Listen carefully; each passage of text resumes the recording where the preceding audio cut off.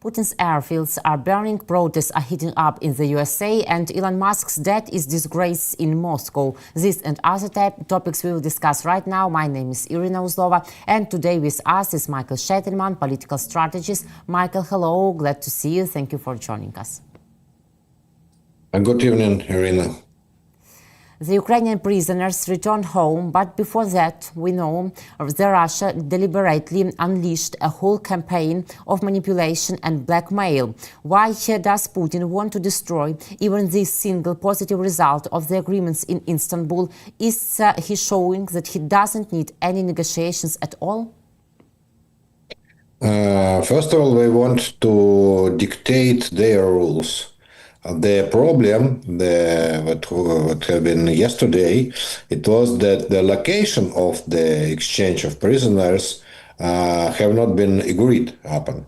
And Russians, they just said, well, we brought the prisoners to here, to this place, just come here and let's exchange. And the same they did with dead bodies of dead soldiers. They also brought some bodies to some place inside Russian Federation and said to our side, let's go to here and let's exchange them. But this is not the international procedure, obviously. The international procedure, first of all, it needs the identification also of prisoners and the same of dead bodies. For example, Russians, they said that they are ready to release 5,000 of dead bodies of Ukrainian soldiers. But President Zelensky, president of Ukraine, said that only about a quarter of these bodies identified as really Ukrainian soldiers. So we don't know what exactly these other bodies are. Like Hamas, for example, as a terroristic organization, then they released some bodies to Israel. It was bodies of unidentified persons, people. So the same could be the idea of Russians to send us some bodies of nobody know whom. Yeah, and Ukraine was absolutely right. Then Ukraine refused to make this exchange in these circumstances and in these conditions, because it is very dangerous. It is very dangerous for alive people, for the prisoners themselves. We don't know if the Russian could open fire, for example. Then before, if the area, the location is not secured before, and if there is no international organization there, like Red Cross or somebody else, so Russians could make the trap inside in this place and could kill our delegation. And we know that. We know it from the previous experience. You remember when they sent our prisoners by plane, and the plane was shut down because nobody knew that this is the plane with prisoners. Russians held it in the secret, yeah, this information. So only today, both sides agreed about the location and about the rules. And I believe, I don't know, I don't have any facts, but I believe also some international organizations who were some helpers of this process. So the process was done. Our Minister of Defense, Rustem Umerov, promises that next levels of this exchange will be seen for next days.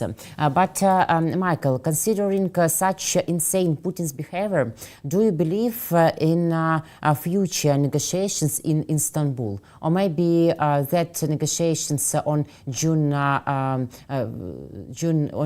was the last? I can't say if there will be another meetings. In theory, why not?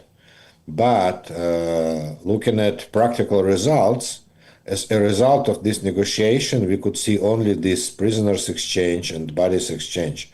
That's everything. That's just everything. But this process was also before. It existed also before the Istanbul process. During all the war, during 3 years, there were dozens of exchange of prisoners, dozens.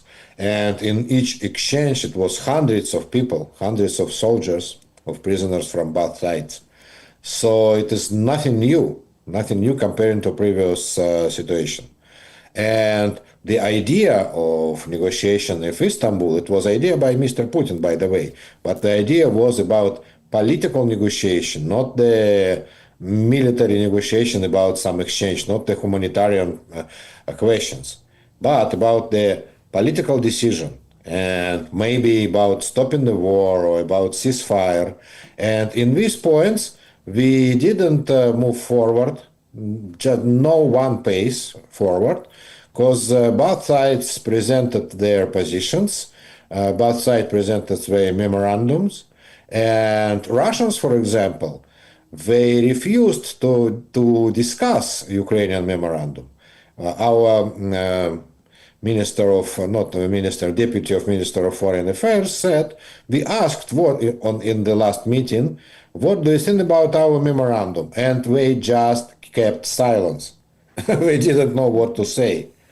And this memorandum, Ukrainian memorandum, was written exactly according to international laws. And the same situation with Russian memorandum, I believe, because Ukraine doesn't have anything to say about Russian memorandum, because it contradicts with international law, and Ukraine is not ready to contradict with international law. So I don't see next practical step, next practical negotiation. But all of this negotiation, Mr. Putin needs them to spend the time, and President Trump needs it for I don't know what reason exactly. So he believes that the just effect of negotiation, it is somehow important to him. I don't know exactly.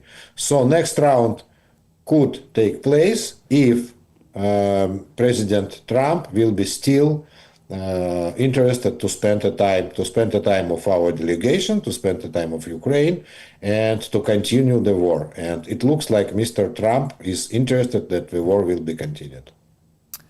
Less words, more deals. Ukrainian President Volodymyr Zelensky, on interview ABC News, called on Donald Trump to show himself as a powerful leader of the civilized world and impose sanctions against Russia, because only American sanctions, according to our president, will be the strongest. Why does Trump continue to delay the issue of imposing sanctions against Russia?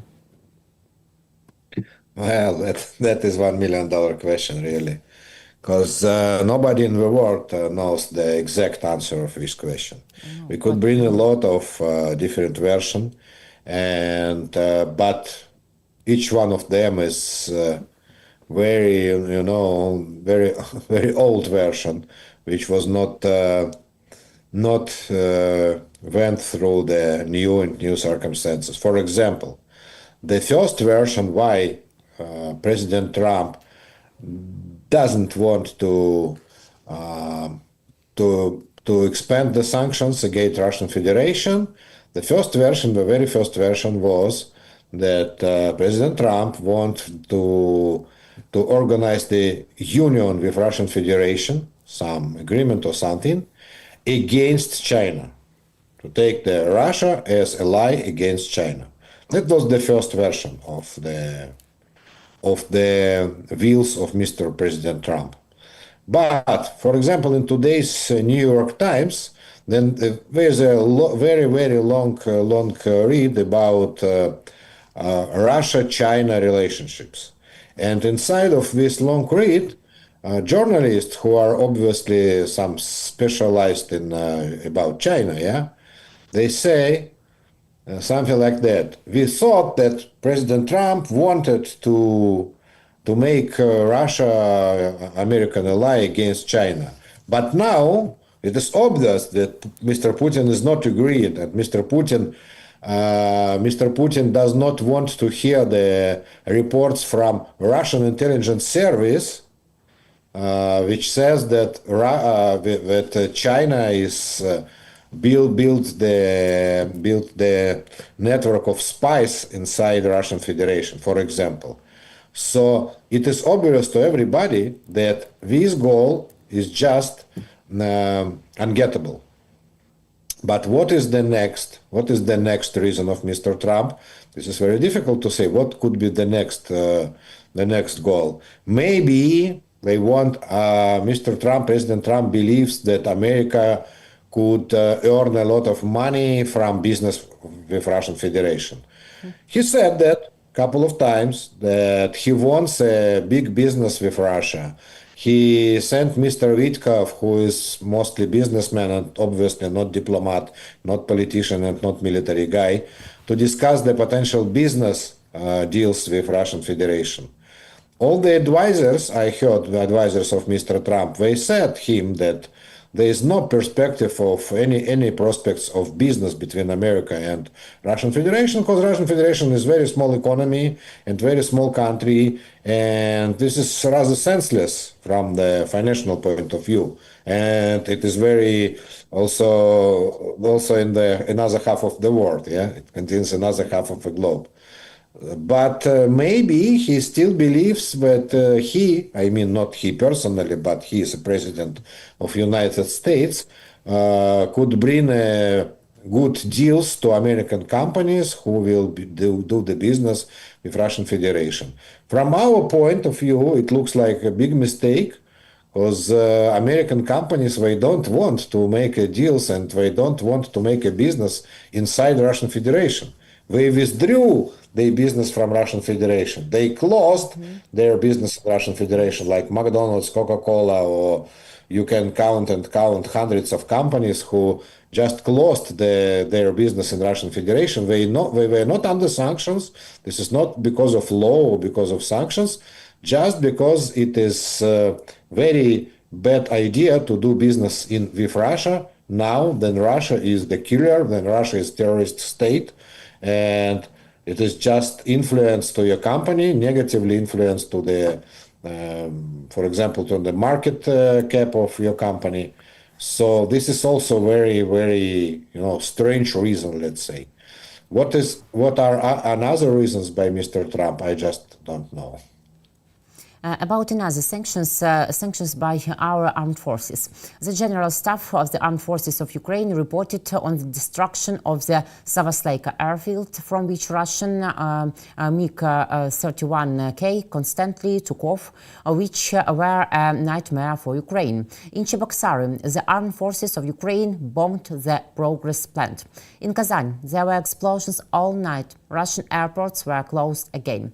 How can we assess the level of power of the return of the war on the territory of the Russian Federation? How great are the losses, both military, economic and political, of Russian Federation?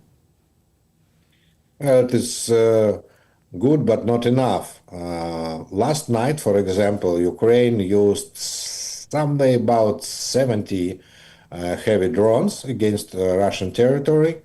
But we had the better nights, I believe, than we sent more than 500 drones to Russian territory. And this is obviously more effective.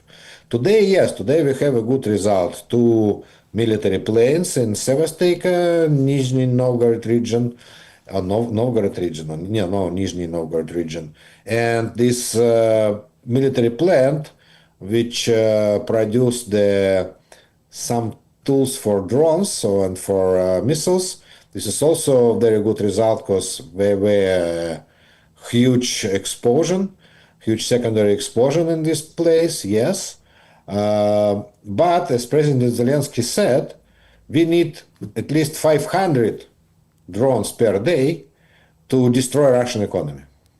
This is very, very good way to destroy really Russian economy. But we need just more drones, just more drones. This is just mathematics, not anything else, not any very difficult problem. But with more drones, we could absolutely stop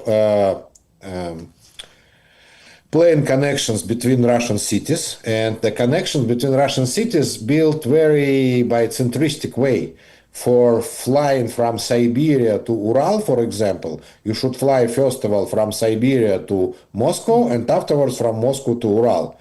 That works like that in Russian Federation. So when you close only Moscow airports, and they have 4 airports in Moscow, when you close four airports by the drone attacks, so you just make Russian economy stopping and all the logistics is stop. This is very important. And we had a good success, very good success in this during weeks at the beginning of May, for example, when we had really hundreds of drones per day. But to continue with hundreds of drones per day, we need more money, and we have a calculation also by President Zelensky that we need about $30 billion per year for these drones.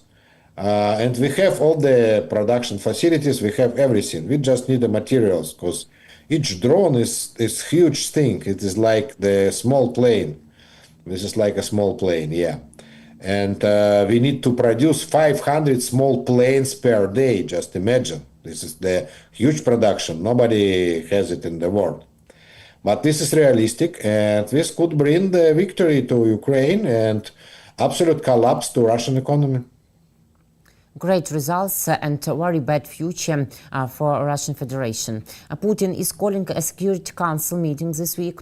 Can the issues of mobilization, for example, or illegal annexation of our next territories, Kharkiv or Dnipropetrovsk regions, be brought up there? How do you think? No, it doesn't look, because there is no signs of that. I don't see any signs of some changes in Russian policy about Ukraine, and they have a plan for this summer, and this is very open plan. They have also the plan of war to this year, and it was declared. This is not some secret plans. It was declared on the meeting of Ministry of Defense with Mr. Putin in December last year, that the military goals of Russian army this year is to capture 4 regions: Donetsk, Lugansk, Zaporizhia, and Kherson regions. And this is the goal which Defense Minister Mr. Belousov promised to Mr. Putin that it will be captured till the end of the year. But they still, till now, we are not close to this, absolutely not close to this. To capture this territory, Russians should capture about 30,000 square kilometers, 30,000 square kilometers. But from the beginning of the year, they heavily captured 1,000 square kilometers in half a year. So we have second half a year. And another goal, or military goal, is to build, how they called it, like security strip along the border between Russia and Ukraine and Kharkiv district and Sumy district, but also we are very, very far away from this goal, because Ukraine captured part of Russian territory in Belgorod and in Kursk regions. So I believe all the meetings of Mr. Putin now is just working meetings. I mean, connecting to Ukraine is just working meetings about what is the progress they have on the battlefield. That is the question. We could see, for example, that last week they don't have any progress, just any, in the battlefield. So this is the reason to meet with ministers and with commanders of their army, his army, for Mr. Putin, I mean. About their summer plans, Putin's spokesman, Dmitry Peskov, is lying about the start of the creation of a buffer zone in Ukraine's Dnipropetrovsk region. What is the main purpose of this lie? They want to present their army as the army who has victories on the battlefield and who has a success on battlefield. This is the reason. This is the reason why we think this is so important to come to some, especially to region, for example, to Dnipropetrovsk region. But when you are on the battlefield, you don't see any border between regions. It is just, this is the forest, this is the river, and this is the mountain. This is not this region or this region and this region. And the truth that Russians, they can't capture any cities. The last time they captured any city, it was about a year ago. Yeah. And in last year, they didn't capture any city of Ukraine. and we have thousands of cities, and we did not capture any cities. So all the war, it is just in field. I mean, in agriculture fields. That is happens in agriculture fields, not in mountains. They don't cross rivers. They don't capture cities. So we could move forward only in fields where you don't have anything just to stop them. That's it. And they want to present the army as this army who have a success, and it works. It works for Trump, for example, for other people who don't check the maps. But anybody who at least had any glance to the map could say that during last year, just nothing changed in front line. Just nothing. They didn't move almost nothing forward. Yeah, they captured some territory, but this is just empty territory, not the cities, not any other objects. That is important point. And for example, Senator Graham, who was the guest of Kyiv in 10 days ago, he said that openly, that this is just mythology, that Russians move forward and they win in a war. They just couldn't do anything. By the way, today also Prime Minister of Hungary, Mr. Orban, first in his history said that Russian army is not serious. Russian army is not the threat to Europe because they couldn't win Ukraine. Yes. So this is not some really danger army for Europe. And this is Mr. Orban, who is a friend of Mr. Putin, saying that.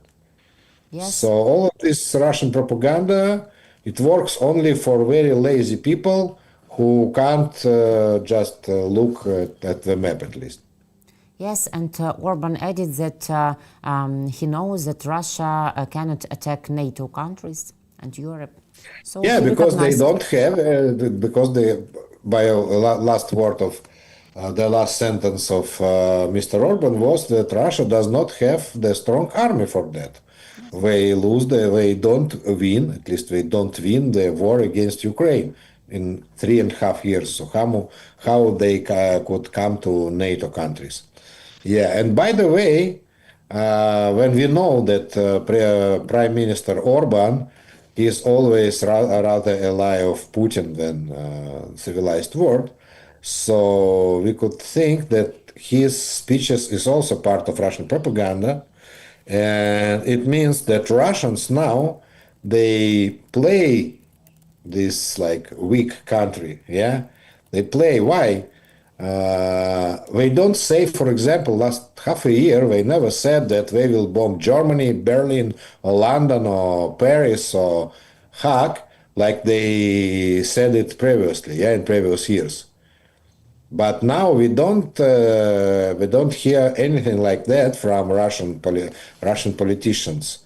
Why? Because they don't like that Europe consolidate their efforts and that Europe rebuild their armies. And Germany, for example, they are ready to build the strongest army in the Europe, like Chancellor Merz said.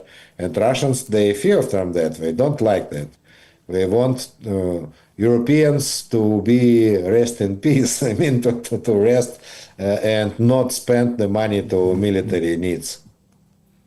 The US is covering the protests. Trump is using all his strengths. To what extent can the protests in the US and Trump's confrontation with Musk distract the White House from the issue of the Russian-Ukrainian war? Because another topic is their internal questions. Okay, but how can it process influence on the attention to our war? You know, all the story of Los Angeles and immigrants, it is not about our war, absolutely. Yes. And I don't see any connection here. Well, it is we can find some very small and weak connection, like, for example, this is the story of immigration. This is the strong side of President Trump, so maybe it make him more stronger president now and increase his rating, for example. But This is not very connected to Ukraine, to European issues. His conflict with Mr. Trump is important for us, yeah. It is difficult to say now what will be the consequences of this conflict, but this is very important. Elon Musk, he is the very good friend of Putin, and he is I would say he is rather Russian spy inside White House, and he always, during all of this war, he published a lot of materials in his private social network which support Russian Federation, in this war, which support the demands of Russian about Ukrainian territories. So he works absolutely as a Russian spy. I don't know what is the reason, but he works as a Russian agent inside White House. So this is very good news for Ukraine that Elon Musk left White House in bad relationship with President Trump. Also, we could remember that the first phone conversation between Trump and Zelensky, which took place in December, the first after the election, was in presence of Elon Musk. So Elon Musk wanted to take a part in this negotiation. It was not J.D. Vance, but Elon Musk and President Trump who had a conversation with Ukrainian President Zelensky. We didn't like that, obviously, that Russian agent is present on this conversation, but somehow they in White House, they decided to push Elon Musk first of all from this negotiation process, and now you see also from all the White House. Yes, and now we see, like today, Musk's father is sitting near Ministry of Foreign Affairs, or maybe the main propagandist in Russian Federation, Sergei Lavrov, and praised Putin in Moscow and declared that the Russians were right. Can you imagine it? Maybe you can, and I can now. Yeah, okay. And this is this panel where the father of Elon Musk participated in Moscow. This is the forum which called something like Future of Human Civilization or something. And he participated in the discussion about the spies. I don't know what is connection between father of Elon Musk and spies. Father of Elon Musk, he is the not drug dealer, but the dealer of diamonds or something like that.